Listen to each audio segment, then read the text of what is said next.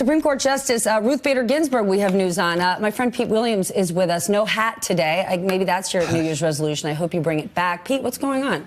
Well, we've just been told that Ruth Bader Ginsburg will not be on the bench today when the Supreme Court resumes hearing oral argument. The court's been in a break since early December, and on December 21st, Justice Ginsburg had surgery to remove a portion of her lung after some cancerous nodules were found. She's been recovering at home. She was in the hospital for a short time, then she was at home. And we're told now by the court that she will work from home. In other words, she will read the transcript of the oral argument. She'll still vote on these argued cases, but she will not be at the court, at least today, perhaps the rest of the week. The court will hear argument again tomorrow and Wednesday.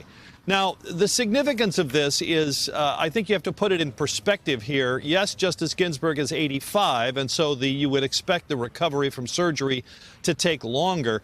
But the significance here is that Justice Ginsburg has twice before had cancer surgery, and she's never missed a day of oral argument. She's always made a point of trying to get back here to send a message, and you can be certain that if she thought she was able to do that, she would feel strongly inclined to want to be here to send that message. But she's going to recover from home, we're told by the court. It's unclear when she'll be back. They haven't told us anything further about how she's doing in terms of a recovery, just that she continues to recover.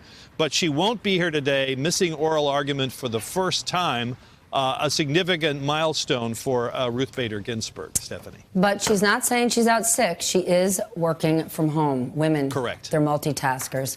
All right, Pete, thank you so much. I appreciate it. All right. Hey there, I'm Chris Hayes from MSNBC. Thanks for watching MSNBC on YouTube. If you want to keep up to date with the videos we're putting out, you can click subscribe just below me or click over on this list to see lots of other great videos.